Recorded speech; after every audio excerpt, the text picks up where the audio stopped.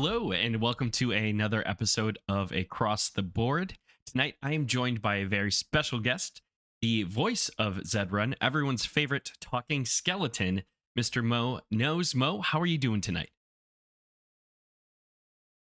Yo, what is up, MJ? What is up, chat? Good to see you, man. How's everything going? Going very well. Good to see you. Well, I should say, I mean, it's going well as it can be. I'm dealing with two broken toes on different feet. So Yeah, it's from a been guy's kind of a trip, huh? struggle. Yeah, that it was quite a wild time, but it was good. It was good. How have you been? What's new? All the skeleton bones staying intact? Yeah, every day just wake up trying to protect my femur and, enjoying my life out on the track. Obviously, we got a lot going on with PFL. We've been diving in with Muzz. I got IRL stuff we're going on, life advancements, all sorts of good things, but it's all positive, man. That's And great. it's all, it's all because of people like you and, guys in chat and people. We just been, this ride's been crazy, man. I still can't believe we're here. It blows my mind. But Absolutely wild. And this is, and I mean, I haven't been doing it every week, but just the fact that this is episode 26 of this particular show has been crazy to just think about for me. absolutely, and congrats on making it that far. You Thank know, you. I need to change up the days on me every now and then. I was like, what is it, a Yeah. Tuesday or a Wednesday? And then actually, I don't know if you heard it right before I muted up. That was my across the board alarm. I now have an alarm Oh, that goes wow. off, but I make sure that I wasn't sure, so I make it go up on Tuesday and Wednesday, just I in case. I'm appreciate like, it. in case MJ decides to change it up on us again. But I appreciate you, man. Obviously, your interviews, especially the ones with Ian. I mean, that to me, that just shook me at my core. Just hearing, the way you, conducted that interview with him, and obviously, I do a lot of shows and stuff like that. But I'm like, I always say I'm just that guy who just spouts off, and then you come in with these nice, organized, well conducted interviews, and so good, man. So hats off to you, and glad to see you, keep on killing, man. Thank you. Thank you. I appreciate it. I appreciate you. I mean, you are so busy. You said so many games, life things going on, but being able to take the time to come on tonight and it means a lot. And, this is very long overdue. I consider you to be a close friend in the space. So happy to have you here this evening. Of course, man. So, like to get to know a little bit about your journey as a skeleton. How did you get into? I guess before you get into that, how did you get into the Web3 space? I kind of stumbled into it. I was in a pretty dark place for a bit, if we're being honest. And just, I was working, doing stuff online. I was like, all right, so obviously I do a lot of graphic design, motion graphics, stuff like that. So I just working with streamers and, seeing games and coming across video game after video game. And then I came across blockchain gaming. And yeah, I just stumbled into it. I was like, you know what? Wasn't really sold on crypto. It was kind of those things. It was like, oh, imaginary currency, and again, we might talk about it, but I'm firmly rooted in the real world, Mhm. or at least I feel like I used to be. So at that point, I was like, hey, you know what? Like this, it seems like just these weird little scam, Ponzi scheme type deals. But the more I looked into it, I was like, hey, there's some really good ones out there, and I think that's probably how I stumbled across PFL. Was mainly, obviously other people played other games, other racing games and stuff like that. And I was like, there's got to be something out there. Someone like me who grew up at the real horse track, Yonkers, Meadowlands from 2 years old. Like there had to be something out there that appealed to me, And yeah, that's when I found it. But it's so hard, man. Like it's so hard. I look around and I try to find games. I play a little bit of the Midnight Society stuff with Doc's game, Yeah. but even that too, it's like, I'm just as a gamer, I'm always looking for progress.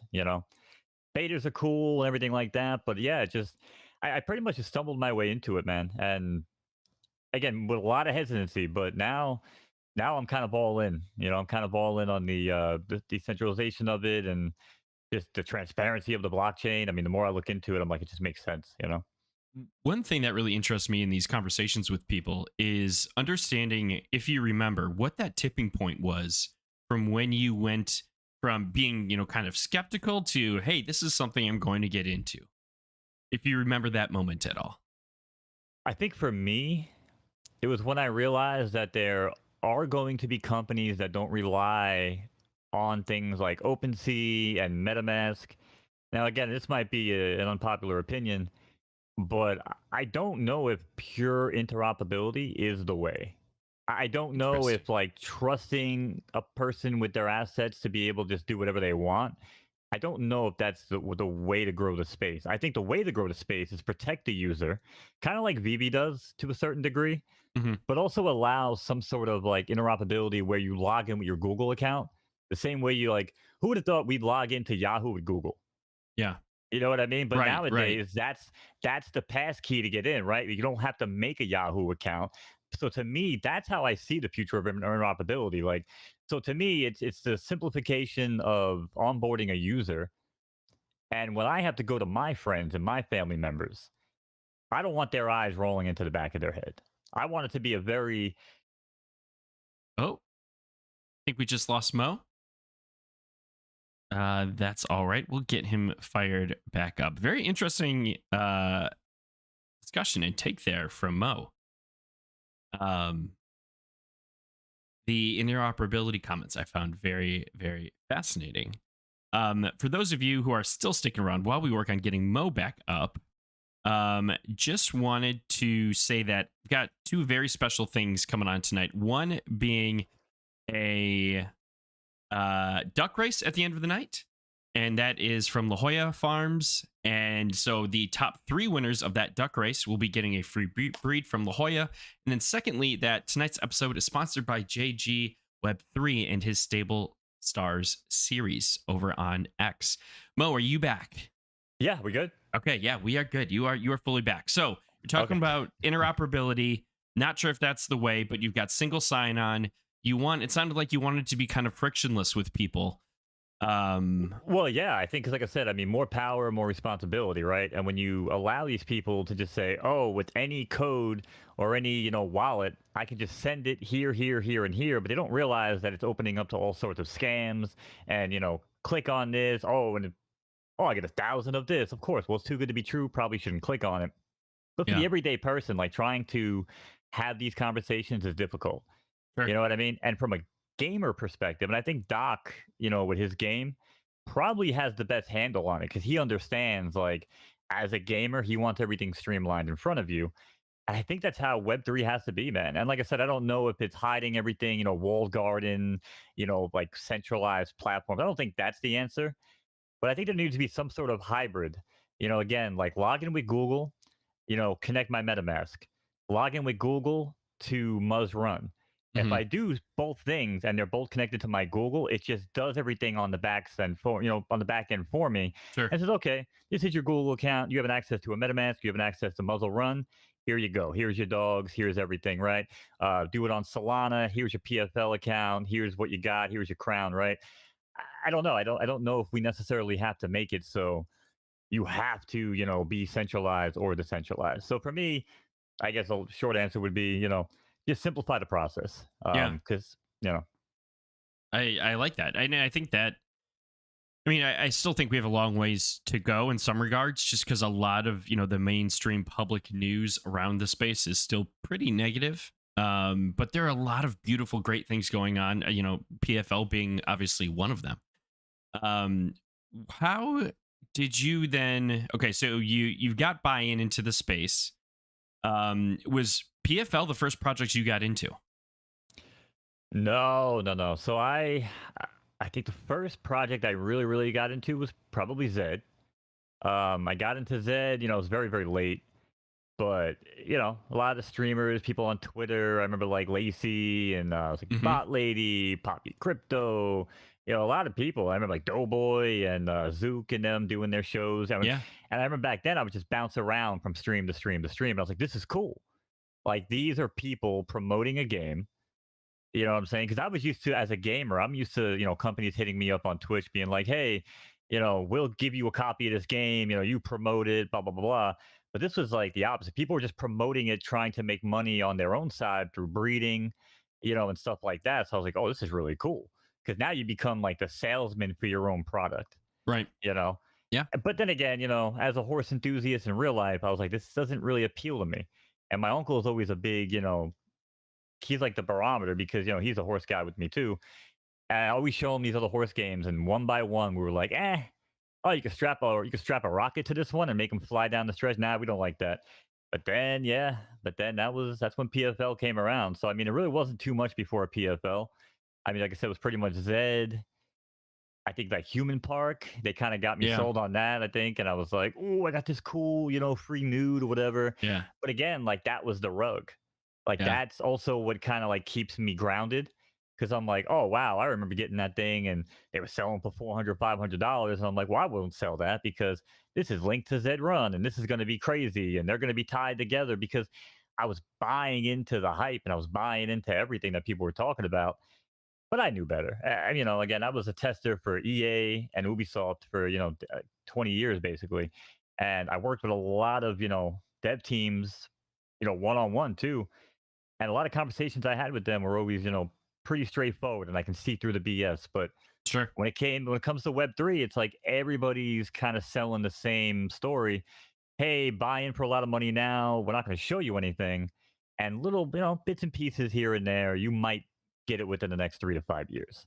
And I don't know how long they expect people to, are we collecting for us? Are we collecting for our kids, our grandchildren? But I don't know how many years we're expected to wait for a Yeah. project, which again, I think comes full circle, right? Because then look at PFL. I was like, oh, wow, this game is already here. Look who made it. Look at the track record. Look at the history of everything. And I'm like, oh, and they're in beta? I showed it to my uncle and he almost like freaking fell over. You know what I'm saying? He's like, dude, this is running right now. And I was like, yeah. And we knew like right then and there, man, like that was it. You know what I'm saying? And everything else kind of just went blurry for me. Sure. Every other project, everything else in my life, even my girlfriend, to a certain extent.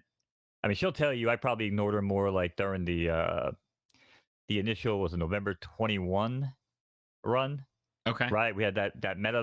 meta push when Zuckerberg came out and started talking about the metaverse and Yeah. everything went crazy, remember? Yep. I was really deep into it at that point, trying to learn it, again, I had my Series 7 license back in '99. I did a lot of stock trading, a lot of day trading, and the guy was told me, he's like, "Dude," he's like, and before computers, before, any computer software to, like, draw charts and stuff and TA, he was like, "Dude, you're a monster with these things." He's like, "How'd you learn that?" I'm like, I didn't. I look at a chart and my brain sees it a certain way and it breaks it down into like a micro trend, a macro trend, and you kind of have to look in the pockets, right? And that's just how my brain works. Mm. So he was always fascinated by that. And that's what I tried to do with crypto. And she was like, "Oh, you're ignoring me. You're ignoring me." But now, man, with the horses, like she's into it.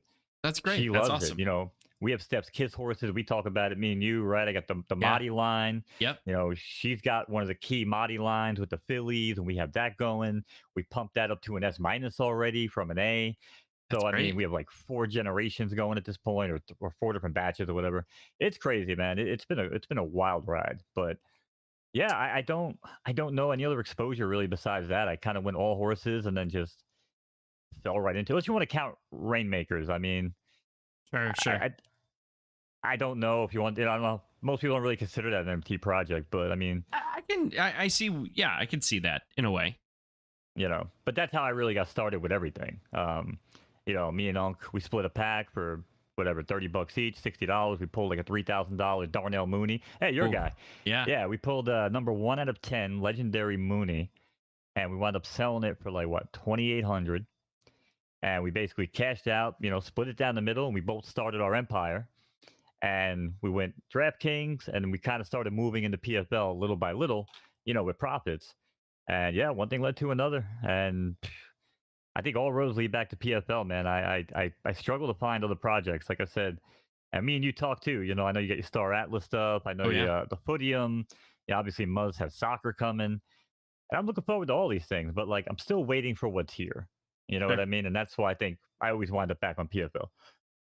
And it's just PFL is just such a consistent quality experience so far, and this is a great time too to just say, we're going to start talking a little bit more about your stable and PFL, Mhm. but nothing here tonight financial advice. There's a disclaimer on the bottom. We're just talking through strategy. The state of the game, the strategies that we're discussing could be changing at any point in time. So just kind of take everything as it is. Entertainment value here. I got to give some shout outs to chat quick. We've got VV Drop. Com and HeroCraft for following over on Kick. We have Low Budge and we've got Casimir Blue here as well. But then we also have the greatest mystery in Web3, Mo. I don't know if you know this, but there is one mystery in Web3 that I cannot solve, and that is the mystery of Breadsmith69. Breadsmith69, whoever they are, comes into chat and they just drop corgi emojis. I'm not sure if you saw that if you're Yes. watching on Twitch. Yeah, I have them both open. And it's I no idea. I've seen them appear on a few different streams, and that's all I got. I've only ever seen a corgi emoji. So Breadsmith69, even though you're probably a bot and can't understand what I'm saying, thank you very much. Appreciate it. Always great to see you. Gets me excited when Breadsmith is in chat. So you mentioned, developing your. Oh, we got another corgi, and we got HeroCraft over on Twitch as well. We got Trot over on Kick. Wow, the chat is coming alive tonight. All right, Let's so go. you're stable. You do things, I won't say differently, but I know you're very involved with syndicates. You've got different people involved. You were running at least a lot of horses. How did you go about starting your stable and starting your kind of experience with NPFL? Well, like I said, it all started with Unc. Like Mhm. I said, I grew up at the horse track. My mother's side of the family is very, very big with the horse racing, more from a gambling side. But, I love to play the horses, so that's kind of where the love came from. And I felt like when I got into it, I was like, well, let me get people involved, but let me try to do it in a way where the risk is minimal. Sure. Right? Because you can have fun as long as you have like a piece of the action. You don't have to have the full thing. Yeah. You know what I mean? And with the price of horses in PFL, especially early on, it was easier to be like, hey, let's get 5 people together, 20% ownership, and split a horse instead of being like, oh, you want to get involved in this cool horse racing game? Like $1,000, $1,500, right? Like that. Yeah. That's a tough ask when people are sitting there talking to me going, hey, like, so what's this game all about? How much money have they generated? This, and this. Now, today, it's an easier conversation. As a matter of fact, I've had some really interesting conversations the past 2 weeks alone. But early on, it was like it was speculative. It was like, hey, this game, Sure. has an NBC partnership, has the Churchill Downs. They use it on the simulcast, but we were still in beta. It was like beta at the end of beta 1 at that point. So I was like, okay, cool. So I'll buy a horse and start making money. Well, no, not exactly.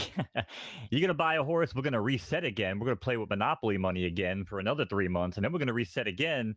And then we're going to do that again for like 4 months. So that's a hard sales pitch, right? So, Sure. so to me, and now again, I have a lot of, traits and skills that I've learned throughout my lifetime where I can be an attribute in many ways to people, usually through some sort of production, whether it's audio, video, technical support type stuff. I usually have something to offer. And when that happens, like in the PFL world, that led to, hey, connections with this. Oh, hey, I noticed you can kind of do this. Like you want to work together on that. Sure. Okay, cool. Like here's a kickback. We'll work together on that. Right. Like just trying to build my barn, Mhm. one horse at a time, whether it was through donations, whether it was through like a gifted horse for like a project or something that I worked on. Again, I just tried to build it one horse at a time. But the point was to build everything for myself and make sure when the time came for everybody else to get involved, it was minimal risk. Now, I deal with a lot of people that don't come from money. These are people that they have kids, they have mortgages, most of them, and if they lose a couple hundred or $1,000 in a month, that could be detrimental for them. Like that means that their kids don't eat, and that they're I don't need that guilt on my pillow, right? So Yeah. I built everything one horse at a time, deal after deal, bartering to the point where I think I put myself to like what 20 horses. I had a bunch of fillies and a bunch of colts. And then, from there, I was just kind of like reaching out to people like, yo, you think this is cool? Okay, guess what? It's not 1,000 to get in. Again, come in as a syndicate, you Mhm. know? And again, people feel comfortable with a lower risk. And sometimes it worked. I think most syndicates it kind of worked out for, but other ones not so much. And as time gone on, we've dissolved a lot of them. A lot of people started their own barns, because why not? If you start to learn, you see what I'm doing. Sure. You know, hey, why not take some profits? Or, now you understand how it works, move some money over. You know what I mean? So I just found that syndicates was an easy way for other people to get involved. And I don't have to hear the sob stories down the road of like, I lost everything because I followed you. Like, if anything, I was going to lose everything, Yeah, but I have nothing to lose. Like I said, I picked myself up off rock bottom. You know what I mean? And I dragged myself off the ground. And thanks to my girl, but nobody else relies on me. I don't have a kid. I don't have a mortgage payment. So if everything goes to shit tomorrow, it's all on me. I'll start again tomorrow. I'll get a 9 to 5 job and I'll be back on my feet. You know yeah. what I mean? But I don't I don't want that on other people. So for me, that's why I felt like syndicates was always the best way to go.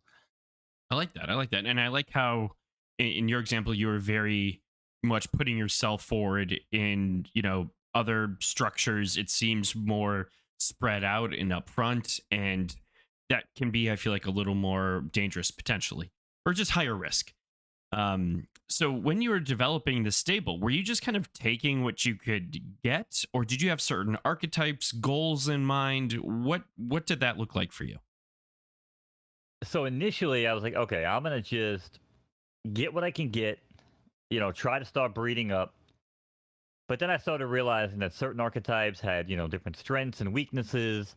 I mean, obviously, if you're like an RDS and you have Doc Holiday blood, I mean, you're gonna have a hell of a time when you try to get up right to the S levels, and that's kind of where I'm at with one of mine.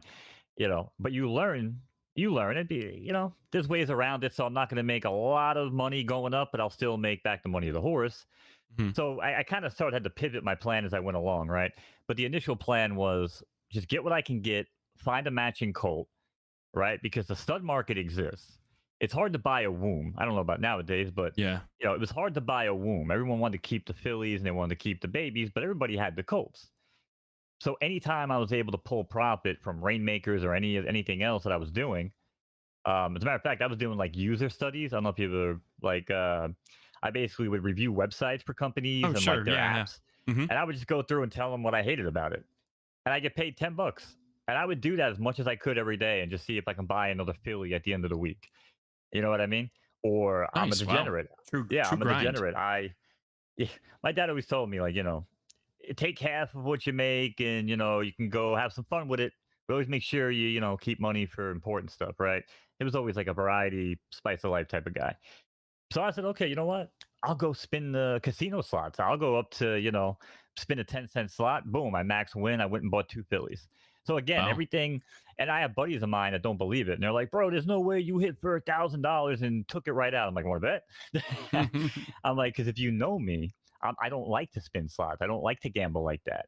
I Yeah. like more things that I can control, that I can research, right? I mean, you talk data all the time. Yeah. Like I love things that I can, you know, use my own brain to try to tilt the odds in my favor. But it's I don't know, man. I just felt like the whole way through, I knew I was gonna have to pivot.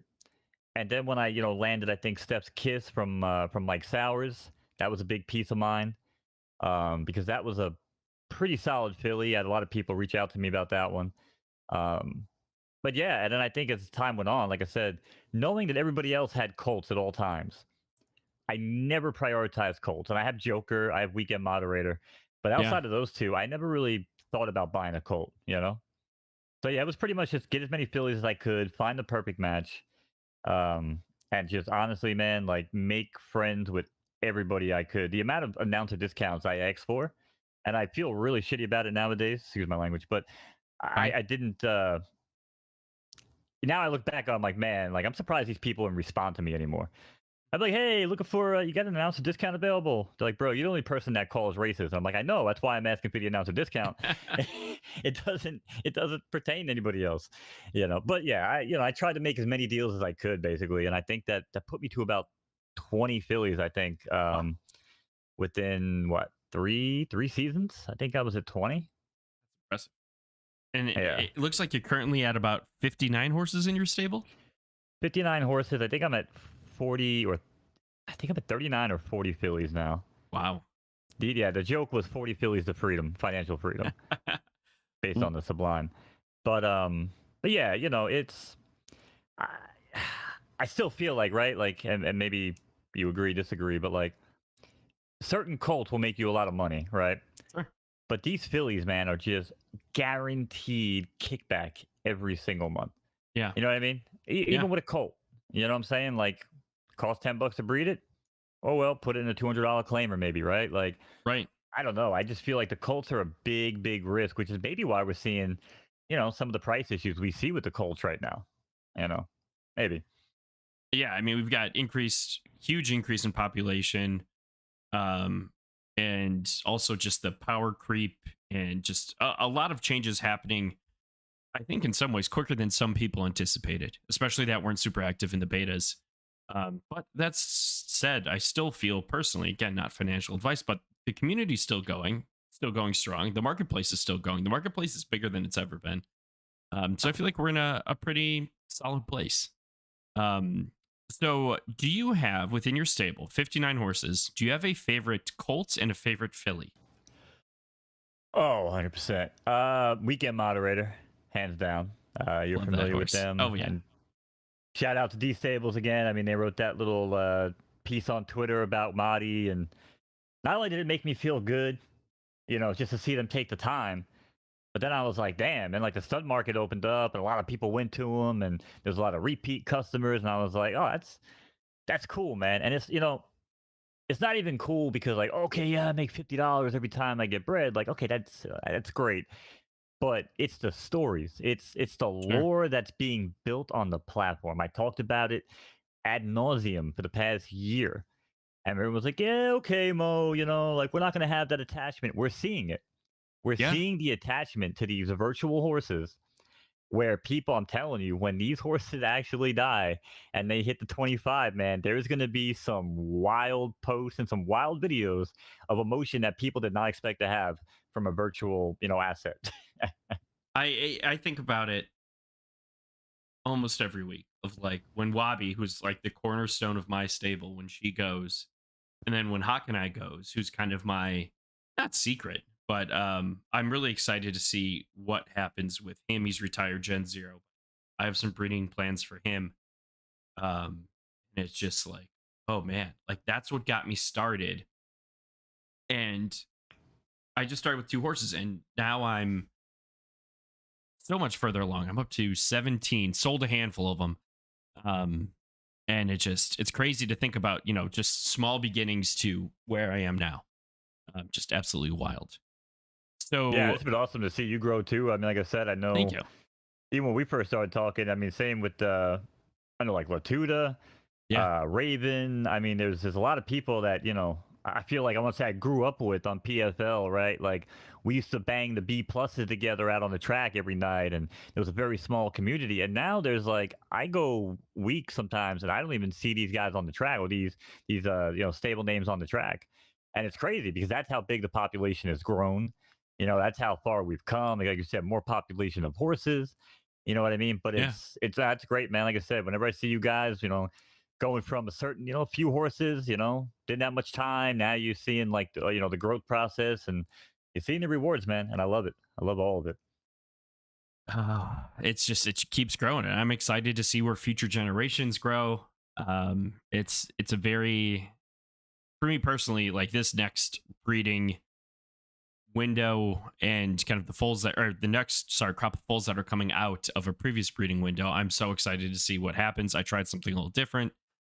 Um, so like, what are your you've grown huge. A lot of us have come up with smaller, grown up big, like you were saying. How do you envision the future of your stable? What are kind of your plans? Are you focusing on racing, breeding, combination, any sort of like kind of process that you use? I won't even say strategy, but kind of do you have a process that for kind of the future of your stable? Yeah, I mean, I think most people, if you look at my my stable right now, they're like, "Oh, Mo doesn't want to race anymore," and that's not the case. I think what happened to me, and I kind of shot myself in the foot, really, was I chased the money. I chased the money 2 seasons ago, and prices were up. I was like, oh, I'm just gonna sell everything this month. You know what I mean? And now I'm like, oh, wait a second, I didn't leave myself anything to run. Yeah. And on top of it, taking into account the massive schedule change with the benchmarks, and I kind of felt the problem with the benchmarks. going into them initially was that there was going to be a calibration period. And I know there was talks about people sandbagging, and I don't know too much about that. But what I know is that my horses were run as normal, as intended.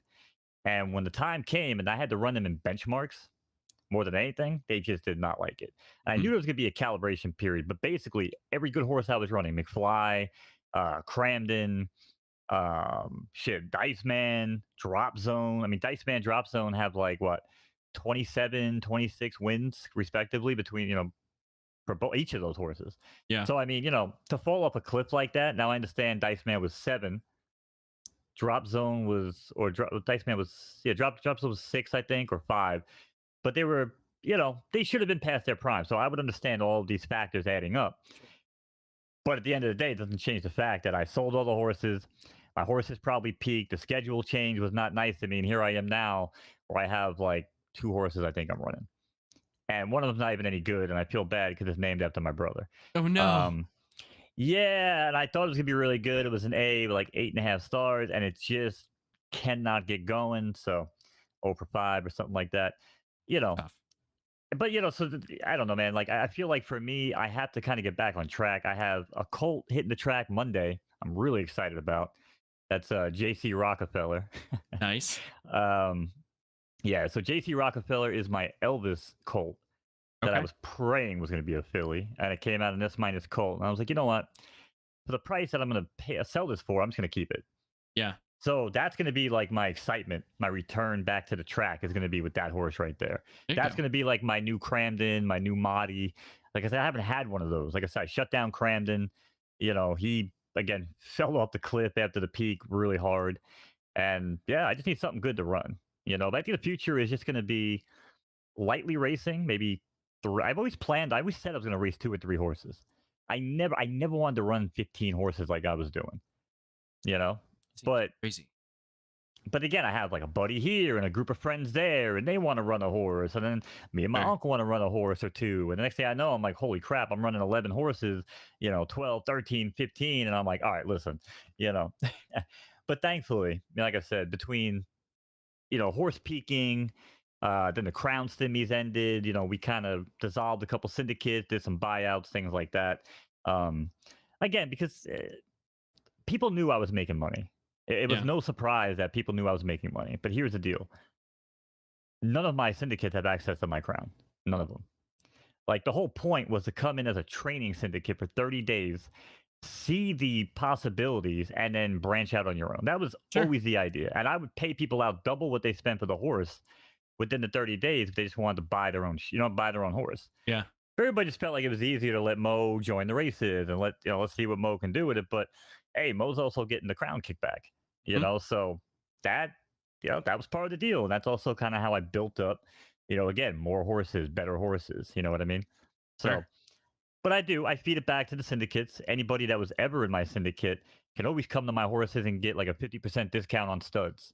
You know what I mean? So if they buy their own filly, like a few people have, they can come to me and be like, hey, I was in this, the drop zone syndicate, okay, cool. Here's $25 back, like I'll do that. You know what I mean? Because I appreciate what they did, but I wasn't going to just tracking everything and trying to do everything with different syndicates. I'm like, listen, here's what we race for. Here's what we make. You know what I'm saying? Like everything else, it was all laid out. You know what I mean? So to me, that just felt like the easiest way forward. But I don't know. I feel like syndicates now with the price of horses don't make sense. Sure. Like why come in for a syndicate? What are you gonna do? Like Coulter, what, 200, $300? Yeah.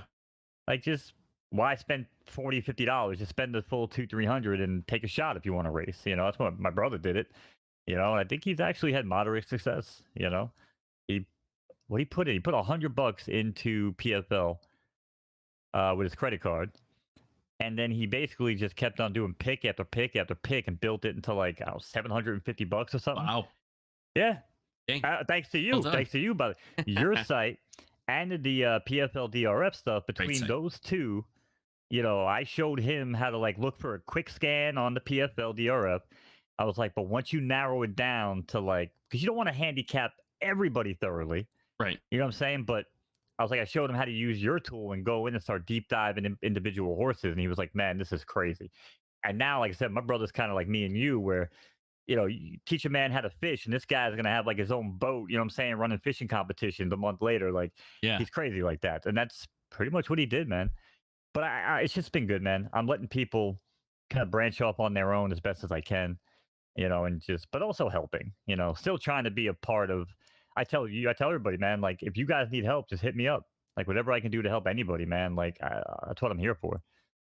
I love that. I love that it's a very much a growth mindset in supporting kind of the community and still offering to give them, something in a breeding discount or, strategy advice. Hey, check out this site. PFLDRF is incredible. Love what Liberty's doing there. Um, and yeah, I just think that that's really cool. And I love the story of your brother. Good for him for, building that up. And also, we've got the trainer series now too. So if people don't want to go in, sign up, they Hmm. can get a free horse and they can potentially win a horse. So I think that's just awesome. Um, so my next question for you is, given your journey, if you were to start over and photo finish live, what would you do differently? I mean, not financial advice, Yeah, but of course, yes. yeah, not financial advice, but I'm gonna be, and my girl's driving home, I think, right now, and I hope she doesn't crash when she hears this. But like the conviction that I had going into PFL, but the embarrassment that I feared when I was wrong, Hmm. prevented me from going all in. I'm not typically an all in type of guy. You know what I'm Yeah, saying? same. Like I'm a very calculated. Okay, like I told you, like my dad was like, "Hey, if you get $1,000, like, hey, you want to blow 500 on it and take a shot? Cool, take a shot, but don't blow it all." You Yeah. know. So for me, I would probably avoid that, and I probably would have went all in because, man, like I was in the process of rebuilding my credit during this time, and I just kept on getting credit card, and they were like, oh, go like once you get one good card, and they're like, oh, you made your payments for 6 months, you get like 10 more in the mail, and I'm like, Yeah. oh, I got to get a house soon, so let me just, you know, bing, bing, bing, bing, bing, I got to get my credit score to 700, and I did it within like under a year, and because I just got like so many freaking cards, and I don't use them, I use them a little bit, but I'm very smart, I use them when I have to, but I pay them off on time, and I should have just maxed out every credit card. Honestly, if I was going to do it all over again, not financial advice, I would have maxed out every credit card because if you would tell me that I have the opportunity to invest in a game that is designed by the man who created, in my opinion, the most innovative sports, the most changed with sports game in the history of sports games, which was the hit stick on Madden, right? When I found out Ian was the guy who created the hit stick on Madden, Mhm. that tells you everything you need to know about that man because he's thinking so far outside the box. You know what I'm saying? Because back then it was, hit this button to tackle and like, use that one to spin. And he was like, nope. If you hit it up, he's going to go for the high. If you snap it down low, like these are the guys I want behind my money, Yeah. right? Like Mark Cuban says it, right? Like you follow the smart money. You don't just go blindly throwing money at everything, but you got to see where the smart people are putting their money. And like I said, man, when I'm looking at Ian and I'm looking at photo finish, yeah, I really wish I would have maxed everything else I had. But the thing is, I don't know what I would have done with that money. I feel like that could have been dangerous, Yeah, like for sure. because again, we're talking prices then, Right. maybe prices now. I mean that could also differ. But I guess Uh, my advice, if I was getting started again today with current prices, is I would be all in. I would have a hard time just not buying every Philly I could, under what I don't know, 750, $800. I mean, think about that, man. Think about the fact that people are selling Phillies for like 4 or 500. I know a lot of them are low preps, right? But just think about the period of time that these horses are going to make babies.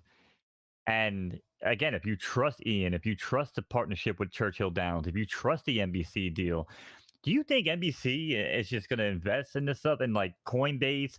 Do you think they're just going to put their time and stuff into this to just walk away and be like, you know what? 3 months it didn't work. No, that's not how they operate. You know what I mean? And they will continue. Right? I think you've heard this from Ian, right? Like he used to he used to bother Churchill every day. He used to be on the phone with them every day. And he's like, now it's at the point where they're calling him, being like, hey, what's up with the new schedule? What are we doing here? How do you want to promote? How can we help? Type of stuff, right? Like, Yeah. to me, that's massive because that's the other side realizing that it's on them. It's not just on Ian and the team and us as a community. It's on Churchill Downs. It's on NBC to promote it inside the, the forums and the guides and show the commercial on TV on the simulcast, right? Like, I don't know, man. It's great. Like that's like the awakening that I think we need, And I think to me that's the conviction. My conviction today is stronger than ever, and I didn't think that was possible. And that's. Well, and it goes back to kind of bringing it full circle. What you were saying earlier about like, let's make this frictionless. So they've adopted, credit card. They have connections to, very tangible Web 2 IRL companies and experiences, with the actual Kentucky Derby and Churchill Yep. Downs and NBC. Like this is it's a lot of, I feel like, those things that you mentioned earlier coming together and being displayed in one project, which I think is kind of cool. But you have to have it. Again, I don't know if there's any perfect platform with synergy when it comes to everything moving parts, but I think photo finish is as close as we get. Yeah. Um, yeah, I know. Again, between the crown, the marketplace of the horses, the stimulus kickback from the crown. There's no way for everything to kind of bottom out without a telltale sign from the other. And that's what I think the beauty of photo finish is. The whole ecosystem, again, the synergy, nothing feels off. It's not like, oh man, it's so weird. Like crown is 10 cents, but horses are 5 grand. Yeah. Like, no, that doesn't happen, right? Like everything kind of moves with each other and the price of the horses move with the crown and the track staking. And to me, that's the beautiful part of photo finish and why, I still believe in it now more than ever. Full transparency, man. Like people know me as a dude who won't spend more than like $1,000, $2,000 for a car. Okay, this is something I use every day, and I'm like, I'm a cheap as you can get, man. I'm like, give me a $2,000 Civic, I don't care. I have like 35,000 crowns staked away, dude. Like Woo! that is insane. You know what I'm saying? To think about when people know me, they're like, yeah, there's no shot that this guy, because that's the conviction that I have. So if anybody ever, questions my conviction, that's just everybody knows. Like I'm not going anywhere. I'm having the ride of my life. I'm on a little bit of a hiatus. I kind of screwed myself, but again, PFL to me is still my baby. It's the reason why I wake up, and obviously, like I said, I got to do other things to fill my time throughout the day. I can't spin slots whenever I'm bored because that can be dangerous too. Very dangerous. Um, I do like to play poker, but I'm like, do I get back into that? Is that something I want to go down? That's like a rabbit hole of degeneracy too, where I Mhm. start studying, I start getting back into like the math of poker, and that I don't know. I enjoy where I'm at now. Like I said, I do the PFL. I've been doing the Muzz run, having a great time with that, and just obviously I'm waiting for some other stuff with the soccer and some other projects to kind of like come to fruition. But yeah, I kind of like where I'm at right now. So Last question I have for you. sure. And again, preface this, not financial advice. Someone comes to you, they're new, they say, "Hey Mo, I'm very interested in photo finish. What should I do? What are my first steps?" And I'm not necessarily saying like you have to tell them exactly what to do. Maybe that would be your answer, but just high level kind of like strategy or approach to get into the game. Again, not financial advice. What would you tell someone new that's looking to get into this project right now? Someone new coming in today, I would tell them to be very, very sure on how they want to be involved with photo finish. Again, a couple months ago would have been different. Come in, everybody race, everybody get crowned, we stack it, we wait, right? Yeah.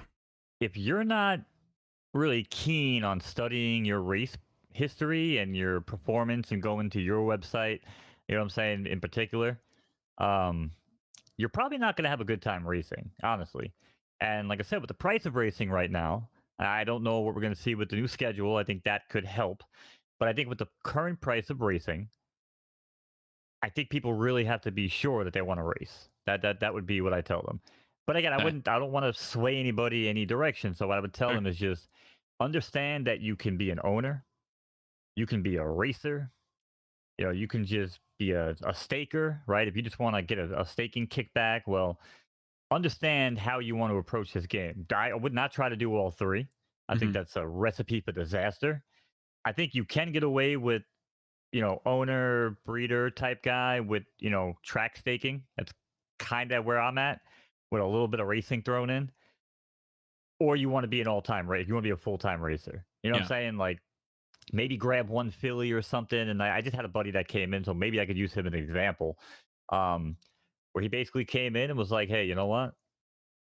I'm just going to get two fillies that start in 2 months and I'm just going to forget they exist for 2 months. He's not putting pressure on himself. He's not going to be like, hey, I found photo finish. I have to throw all this money in. He's like, you know what? I think he paid what, like 500 for one filly. I think I gave him one for four. I actually gave him a really nice filly for 400 bucks. But a buddy of mine grew up with him. You know what I mean? Yeah. So eh, that's what he did, and I think that's a kind of a good way to approach it.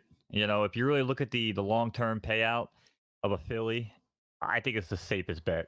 You know, just breed them out. If you get colts, well, maybe hang on to them and raise some claimers. If you get fillies, sell them, get your money back until you break even or make some profit. And then once you're in profit, and I say everything changes when you're playing with house money. You know what I mean? If you're Yeah. on house money, you can do some wild shit that you never even dreamed of doing. Maybe even owning like, you know, 75 frothy breeders. You know what I mean? So, like, there are things that you can do where, you know, if I would have told my girl I was doing that 6 months ago, my ass would be single right now. You know Yeah. what I mean? But Sure. because of PFL and because of decisions, you know, she sees that it kind of makes sense when there's residual kickbacks on things like Crown and things like that. So, you know, I think that would be my advice, though. You know, like just understand all your different options, and I think that there's three main ones on photo finish. So understand, you know, how you want to approach the game and focus on that funnel, you know, because there's a lot. And I think you can attest to that too, MJ. I Yeah. mean, there is so much to PFL. You know, like if you come in here and just look at the website, you are going to be overwhelmed with data. And, you know, I mean, how many times have we seen people come in where it's like they buy an A horse and they're running in S stakes races? Yeah. You know what I Right. mean? Or I think like nowadays the problem is you have like a 52 benchmark horse and it's, you know, it's showing you like 70 benchmark racing. And I don't really think those horses should be in there, even though they are benchmarks and they do the weight allotment. And, you know, like I still don't think that they're meant to be running in that race. And they still are shown that race. You know what I mean? So I feel like you have to really understand, like, you don't get overwhelmed. Just ask questions, join the Discord. I mean, there's so many people and there's so many, like, especially nowadays. I mean, between you, I know like Lino's got the series. Yeah. You know, we got the silo, we got with the Photo Finish Edge. I mean, dude, Another there's so great many site. different, yeah, there's so many different tool sites coming out, and you guys all offer different, you know, ways to approach the game. They're different angles, right? Yeah. So again, understand your angle, understand your approach. But I just, I don't know, man. I just want to see more people and like more of the everyday person get involved in photo finish, and I think that's what we're missing. Hmm. You know, I think most people coming in are like, "Oh, I'm a gecko guy, I'm a panda dude, or I'm some sort of crypto bro." Like, just I know your time, but You're good. You're good. just I try to just imagine a world, and I hate even using that to open anything, but I see it with photo finish. I see myself walking into a casino, and I'm just walking by, and I look over on the wall where the horses are, and I see a photo finish race. Yeah. And I walk over and they're getting ready to go off. And maybe by then we have like a little post parade, you know what I'm saying? Where they're walking around for 10 minutes and people can look at the horse. And I'm seeing like, you know, Mahdi's Revenge or like some weekend moderator bloodline, right? Yeah. And someone is like, oh, wow, my favorite time of the week is the weekend. Like, and just some sort of connection to that horse, right? Because Sure. that's how it is in real horse racing. Like, I can handicap and I can do things all day. And then my girl or my boy will come by and be like, oh, yeah, look at that horse name. And that horse will win at 30 to 1. Yeah. And I spent an hour trying to handicap the damn race and did nothing. So I think people, again, the connection of someone like in a casino, seeing photo finish, being able to potentially put a wager on it, or even better, right at the bottom underneath all the, the race windows, there's a little kiosk. And just walk up, create your account, and you can claim that horse. You know what I'm saying? Yeah. You can go within 5 to 10 minutes. You can see that horse on the casino wall, fall in love with it, make an account, put your money in the account, and buy that horse off the casino screen That would before be they even leave crazy. that casino. Would love that. That would be You- dangerous for me. but you know what I'm saying though? Like those are the people I think that we're missing. Yeah. And I'm not saying that the team doesn't try to get those people because again, those people are hard to reach because I've done it. I've gone to the OTB and my uncle does it too. Like he's a lot of buddies, and they'll be getting they're getting their heads handed to them, man. Just like loss after loss, and he's like, "Hey guys, why don't you check this out? Check out, me and my nephew's virtual," and they don't want to hear it. The last thing a bettor wants to hear when they're getting beat down for money all day is like a way to maybe lose more money. It's like the worst place Sure. to do it sometimes. Yeah. Yeah, I get that. I get that. So to me, I'm always like, listen, I find these people, I invite them out to like lunch or something after and like get them away from that. And then when you're sitting out at the diner, I break out my phone, I put it on the middle of the table, and now they're seeing horse racing again, but they're like, oh, what track is this? And I'm like, oh, dude, these are my horses, man. Like, I bought these horses. They started from here. And then you start telling the stories about how we created the bloodlines and how my girl got involved. And people are like, wait, this is real? You know? And I don't want to get really morbid with it, but a good buddy of mine passed away recently, and Sorry to hear that. thank you. But I went to the wake, and I knew I was not because I haven't seen a lot of these people in a long time. But rumor, people hear things through the grapevine, and I knew I wasn't going to get out of there without some sort of virtual horse discussion. And lo and behold, here we are grieving, a good friend and this and that. And I just had a few people that pulled me aside, and they're like, "Dude, is this for real?" Like, dude, like they're looking at like how many horses I have. They're looking at marketplace, things on Twitter and like millions upon millions in sales. And they're like, dude, like, are you really like involved in this? And I'm like, yeah. But they're like blown away. And these are the conversations I think that we have more and more every day with the common people that are like, wait, a couple $1 million in like a month? Wait, that's a video game? No, that can't be right. You know what I'm saying? But then they don't realize it's not like Fortnite where Right. it's a video game where one company is benefiting. No, you have people who are making six figures a month. You know what I'm saying? Just out there, and you see like, and that's the scary part too, right? We're on the blockchain. Everything's out there. Like when RVA sells a horse for 50 grand, like everyone's like, "Hey, look at you, man, 50 grand guy," or whatever. Right. Pocono selling out, or PFL posting it like, "Hey, this barn made $795,000 last week." Yeah. You don't think their family members are hitting them up, being like, "Yo, I got some bills due," No, but you know what I'm saying? It's just a beautiful thing, man. But I think we need to have more of these conversations with people outside of the crypto bro web3 world Yeah. to really really see like the bottom end rise again. To me, I think that's where we're at.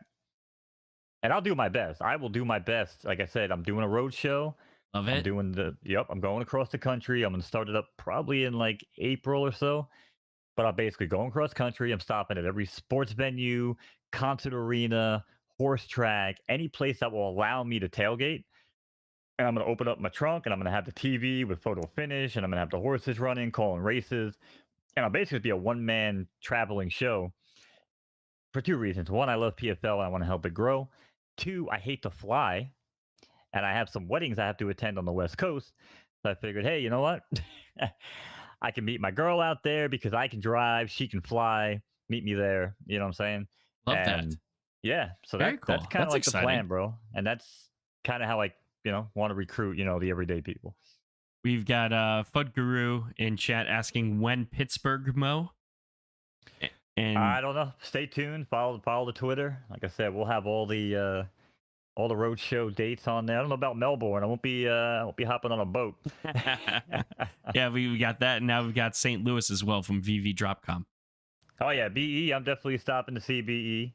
And Nice. obviously, Nice. man, like I said, MJ, if I'm flying by your neck of the woods and Let's do you're it. local, man. Oh, yeah. I'm Definitely absolutely want in. Would to, love that. you know.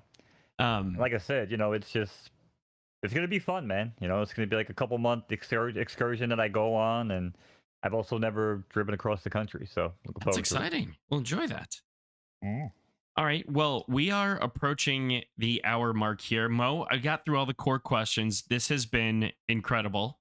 I appreciate the time tonight. But before we go, we have one last thing to do. You are the voice of PFL, but so I have a request. Will you call a race for me tonight? But it's not horses, it's going to be ducks Let's because do it. I am doing a duck race on stream tonight for La Jolla Farms for a free breed that people can win. And so the free breed is of this horse that's on screen right now, Overkill. It is an S plus age 1 colt from La Jolla Farms East, 2 right, 3 dirt, 2 firm. Looking at the bloodline, you've got one of one in here, but 2 S's into an S plus. Super exciting. 3 people will come away with a free breed from this horse. The entrants are Degen Brody, Battler's Cap, Steam Money Racing, Latuda, Meta Niza, NZZA, Dirt Legs, Solana Orange, NP Drone, Luhapao House. I'm probably butchering all of these. I apologize. Devo Poker, Ryan Blondia, I Could Have Lied, Tino Asperilla, Four Clovers, and O2O Chronic. So again, the top 3 of that list will be winning a free breed from this horse. All right, flip over to the race. They are all in here. I'm going to shuffle them a few times. Mo, are you ready for the call? Are you able to share through Streamlabs? I'm Delay not. on. Oh yeah, that's right. You are delayed. Let me get this share up. Let's see if we can pull this off here. I mean, I know with Kick it's going to be a lot less of a delay, so I might be okay. Yeah, try on Kick. Otherwise, is that going for you? I can see it. Yep. Cool. All right. Right. Are we ready, Mo? All right. All the ducks are in a pond, ready to roll here. If ducks could roll. This one's for the breed. Good luck. And they're off, quacking their way to the front here. It looks like it's wow, I can't even see these names. They're all strapped on top of each other. But down the center, up drone, I could have down at the bottom comes O20 Chronic. Flying up top is Battler's Cat. Battler's Cat making their way. Boy, that's the most ducks I've ever seen in one duck race in my entire life. And that was a little off-putting. That was great job, Mo. I appreciate that. All right. So let's go ahead and click this. So we have our 3 winners here, top 3. That's what La Jolla sent me. So we've got Battler's Cap. In second place, we've got O2O Chronic. And we have Degen Brody in third. So I'm going to take a quick little screenshot of this. And go ahead, send this over to La Jolla. And so he will make sure that you 3 are set up with your free breed in the future. Mo, thank you so much for coming in tonight. Appreciate the time. Appreciate the talk.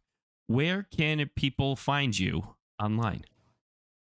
Yeah, and again, thank you so much for having me, man. This has been a blast. Yeah, I mean, best place is just follow me on Twitter. Depending on the content, I typically send to different places. So follow me on Twitter. It's just MoKnowz. And yeah, get everything there. But again, this has been a blast. Chat, appreciate you all. If you ever have any questions, if you ever need race calls, custom things done, if you need help with graphics, if you're in audio, you have audio issues and you're like, hey, I need somebody that grew up in audio production, please let me know, because if you guys are going to stream, I want to make sure people can hear you, and we'll do our best. But it's usually the most requests I get. But please hit me up. I like to think I'm an approachable guy, but MJ, man, thanks again so much for having me. And I like to say, hate's an ugly color, don't wear it. And I will catch you guys on the flip. Thanks again, MJ. Love it. Thank you, Mo. Appreciate the time. Chat, thank you so much. And today's episode was once again sponsored by JG Web3 and his Stable Stars series. If you'd like my conversation with Mo tonight, be sure to check out Stable Stars over on X, twitter.com/JGWeb3.